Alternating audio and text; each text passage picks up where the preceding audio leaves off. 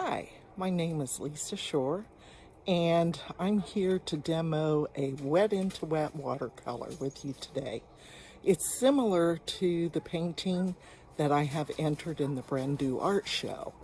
I've only used 3 pigments, and I'll make sure you know what that is here in just a minute. Hi, I'm back. Let's go over the paints we're going to use on this today. I've got cobalt blue, ultramarine blue, and burnt sienna. So those are the 3 colors that I'll be using today. And I'm also using Arches 140-pound cold press. And as you can see, I've got it taped down to a board. And as long as I've got it taped down to a board, I can raise it if I need to, and that way my paint will move a little bit. So for right now though, I'm going to work flat, and let's see, first thing I'm going to do is, of course, this is a scene, it's a winter scene. And first thing I'm going to do is think about where I want my sky. So, do I want my horizon line high with little amount of sky, or do I want it low and I have a huge amount of sky? So, maybe a good bit of sky. So I'll keep my horizon line here. Just a little pencil mark to let me know where it's at. Now I'm going to go ahead and wet this area that I want to be the sky.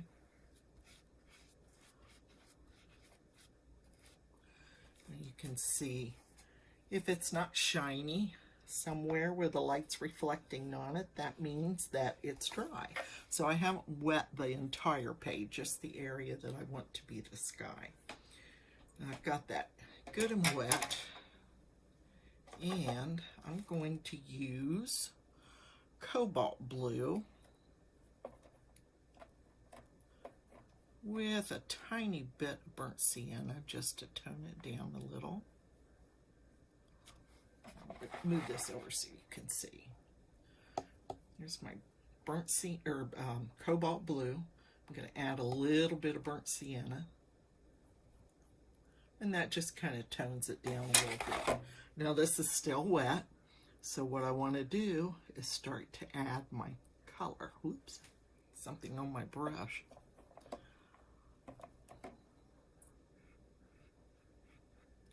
Now this isn't a real warm day, so I want this sky to have more of a cooler look to it.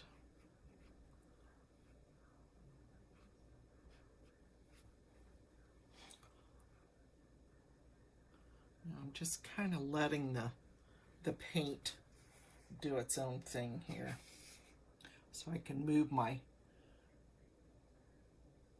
picture around and let the paint move. Here you can see it's starting to happen in here, and that gives such a awesome look. That what you get from watercolor. Okay, bring that down a little bit more. Alrighty, now I'm going to mix some more burnt sienna into that cobalt mixture that I have till I get kind of a nice gray. This is a very subdued painting, but I love to paint this way. Okay, this is still wet, so now I'm going to put a tree line. The tree line furthest in the back. And the water that's left is just going to carry that and have it bleed out. Isn't that gorgeous? I just love it when watercolor does what it's supposed to. So you try not to fight it. Try not to control it and make it do everything.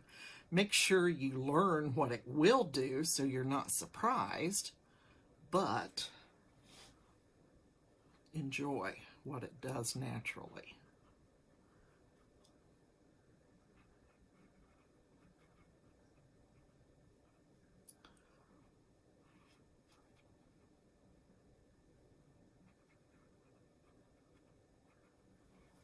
You can see this is just going to hold this up so this kind of goes with the flow. That water's pulling that a little bit further down. And you can see right here, this got a little dry. So what I'm going to do, kind of tricky, but I'm still going to do it. I'm going to put a little bit of water in here and soften this.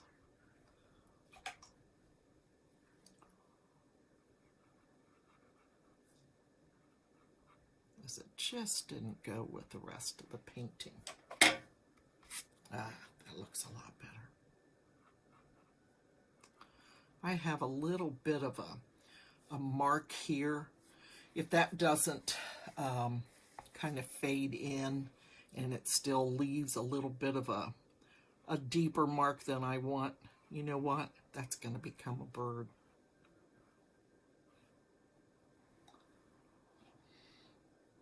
Okay. Now I'm going to take a damp brush and I'm going to just soften this edge here.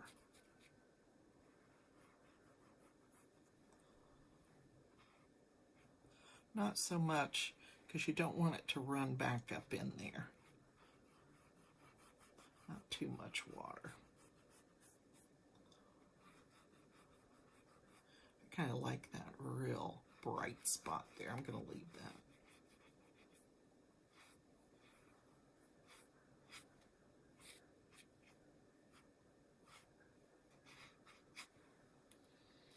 Okay, I'm going to take that same mixture.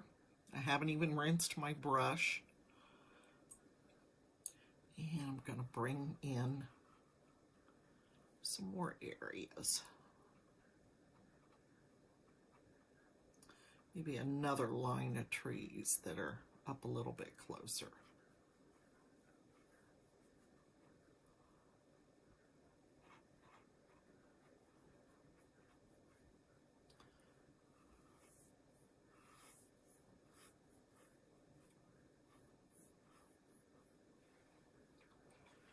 And maybe a little bit over here.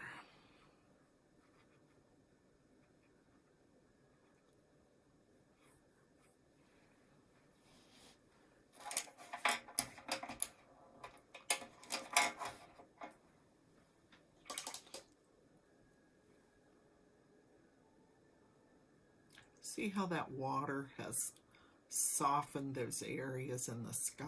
It's just absolutely gorgeous. And that's what watercolor will do if you let it do its own thing.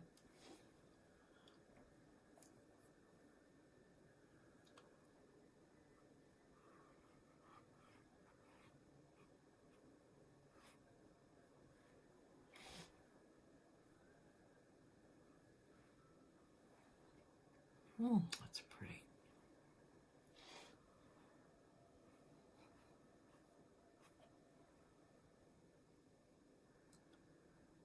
Okay.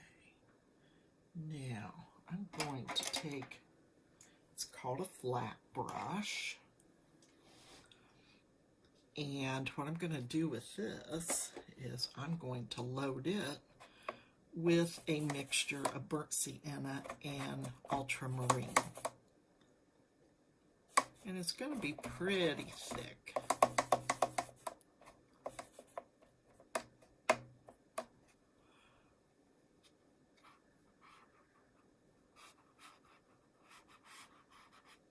I'm just going to kind of scrape some places along.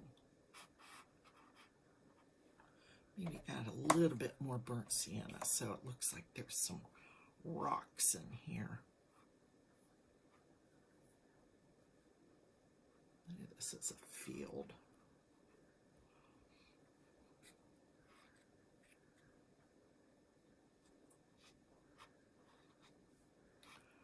And if you kind of just skip your brush over in more of a dry brush method, you're getting all these neat little marks that could be rocks underneath the snow. I think that's gorgeous. There again, watercolor doing what it's supposed to do. Okay, I'm kind of working on this composition as I paint, which is kind of fun sometimes. I know you're supposed to have a roadmap and a plan and know exactly where you're going, but once in a while it's just fun to play, and that's what I'm doing right now.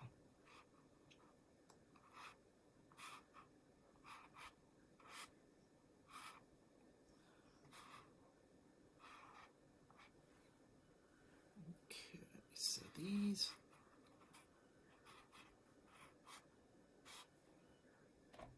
Yeah, I want those a little bit warmer here.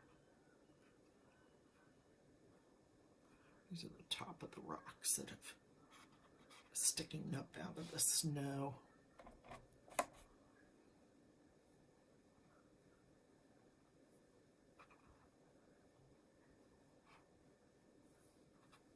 Warm that up. Warm the top of those rocks up, and that'll really kind of add some strength to this. Isn't that nice, though?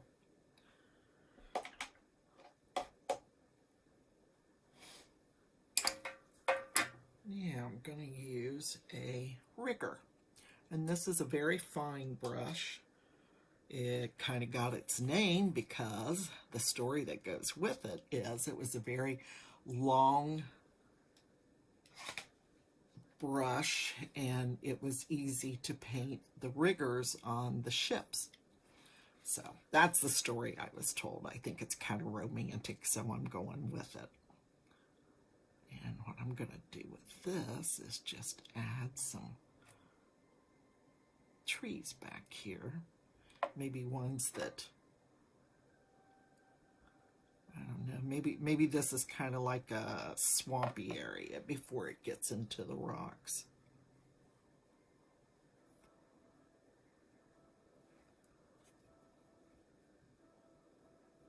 Like I said, I'm kind of making this up on the fly, and it's just fun.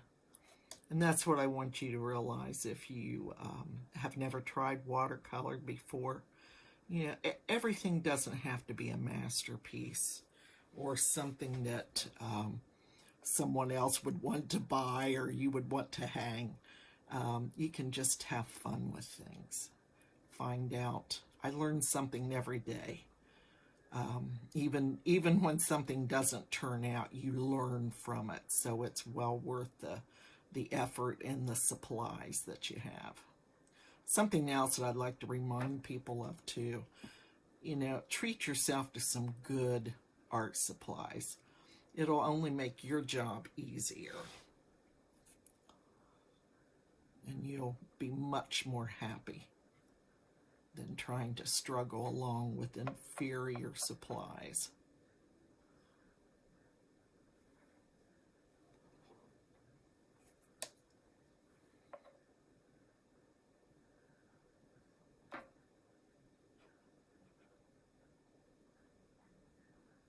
This is just becoming a swampy area right here.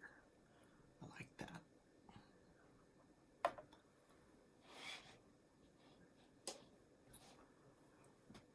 Maybe some weeds. Some grasses that just kind of poked up through the snow. I'm not grasses, I guess. Something. I don't know what you call it. I guess I'm not a farmer, huh? Of course, I feel sorry for the farmer that's planting in this rocky area here.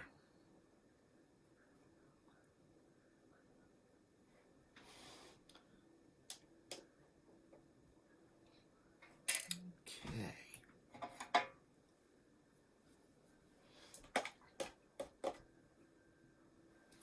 going to move to, let's see, oh, there's my brush. I'm going to move into a round brush now. I'm going to go back into the cobalt, and I'm just going to mix a very light wash here, as you can see.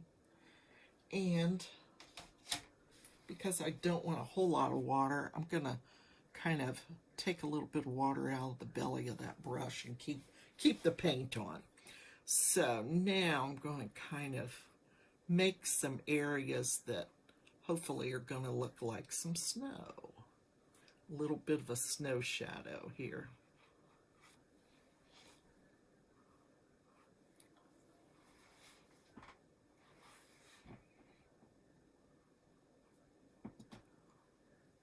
Not everywhere, but a few spots. Ooh, this would be a nice one here. As you can see, it just leaves a little bit of color. And anytime you can add a little bit more up against the white of the paper, it just kind of makes it sparkle. There. Maybe a little bit under this patch of rock here. Yeah, I'm not real happy with that group of trees there I did. You know what? They could be pine trees, couldn't they? So, I'm going to add another color here. I told you I'm winging it. So I'm going to add some phthalo blue, which is a very, very bright blue. I'm going to mix that up with my burnt sienna, and we're having pine trees now. Told you, we're just going to do this on the fly. Oh yeah, that's much better. And these are a little bit closer, so they're a little more definition, a little more defined. Ooh, yeah, I like that. And I'm just using a round brush.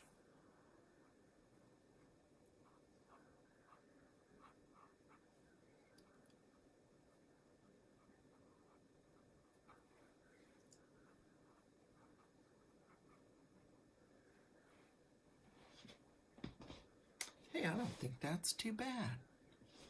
I kind of rather like that.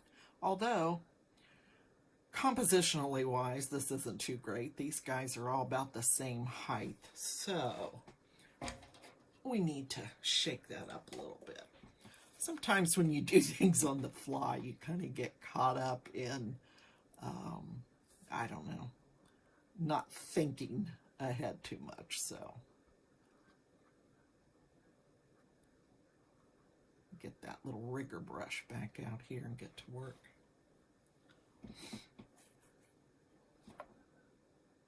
Isn't that a great pine color? It's the phthalo blue, and burnt sienna.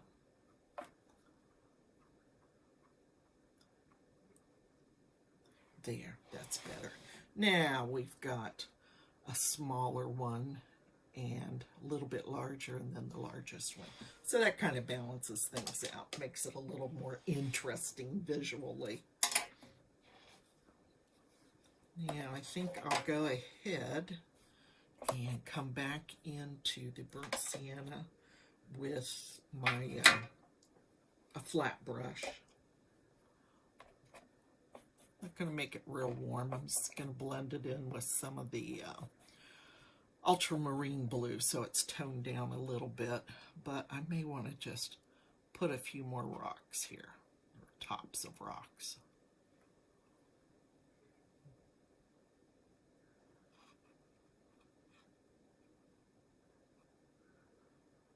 Just kind of bring it out to this end here.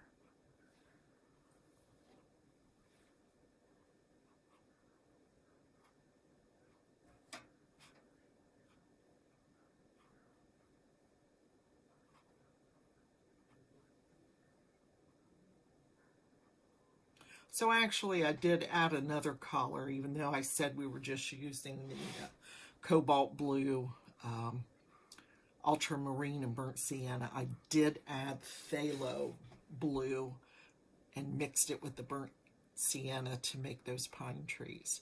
But I think that kind of saved the painting. What do you think? Well, there you have it. There's a very quick little exercise, a lot of wet into wet. Go ahead and take this tape off.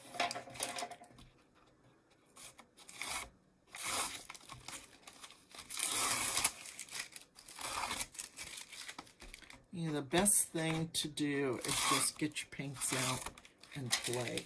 You just never know what you're going to come up with. There you have it. Thanks. Happy painting.